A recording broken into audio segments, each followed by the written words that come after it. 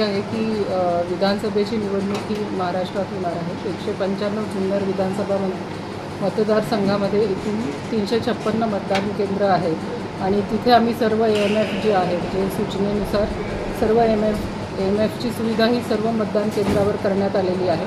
त्यासाठी 356 मतदान केंद्रावर एकूण 1650 कर्मचारी आणि राखीव कर्मचारी 242 व पोलीस शिपाई यांची नेमणूक करण्यात आलेली आहे। सर्व मतदान प्रक्रियेसाठी एक उपविभागीय पोलीस अधिकारी, 36 पोलीस अधिकारी ज्यामध्ये API आणि PSI यांचा समावेश आहे, 356 पोलीस अंमलदार, CISF आणि होमगार्ड यांची देखील नियुक्ती करण्यात आलेली आहे।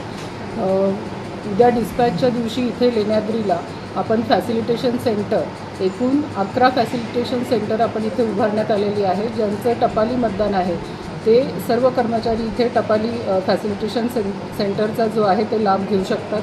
त्या व्यतिरिक्त 36 क्षेत्रीय अधिकारी यांची नेमणूक करण्यात आलेली आहे आणि त्यासाठी जे रिसिव्हिंग आणि डिस्पॅच सेंटर आहे ते आपलं इथेच आहे।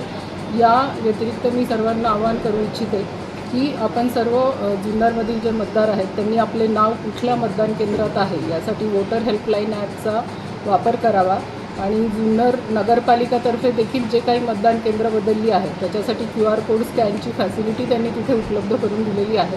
त्यानुसार आपले जर मतदान केंद्र बदलले असेल तर त्याची माहिती आपण करून घ्यायची आहे आणि सर्व मतदारांना आवाहन आहे की 100 मीटर परिसरात कुणीही मोबाईल आत आणू नये। तसे प्रतिबंधात्मक आदेश जे आहेत ते जिल्हाधिकारी यांच्यामार्फत देण्यात आलेली आहेत। यासाठी जी आवश्यक 12 ओळखपत्रे आहेत तर ते घेऊनच सर्वांनी मतदान केंद्रामध्ये यावं आणि आपला मतदानाचा हक्क बजावावा। मोबाईलला बंदी आहे आणि जी पॉलिटिकल पार्टीची बूथ असणार आहे ती 200 मीटरच्या नंतरच लावण्यात येणार आहे। त्याबाबतच्या सूचना आम्ही सर्व पॉलिटिकल पार्टीजना आणि कॅन्डिडेट्सला दिलेल्या आहेत।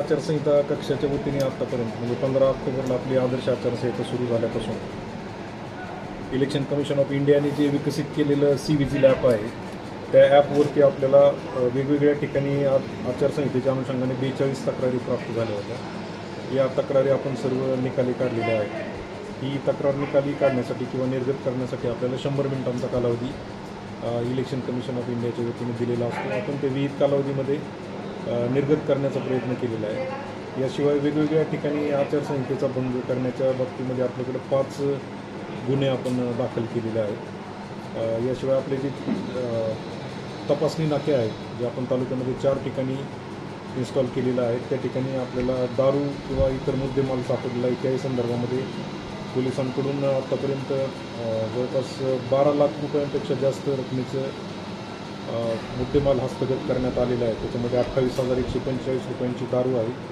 आणि 12,50,000 रुपये किमतीची वेगवेगळी वाहनं त्याच्यामध्ये समावेश आहे। आपण आचारसंहितेचं पालन करण्याच्या दृष्टिकोनातून सर्व स्थानिक स्वराज्य संस्थांना सूचना दिल्यामुळे कुठं अनधिकृत बॅनर्स वगैरे असतील तर ते देखील काढण्याची कार्यवाही आपण मोठ्या प्रमाणावर या कालावधीमध्ये केलेली आहे।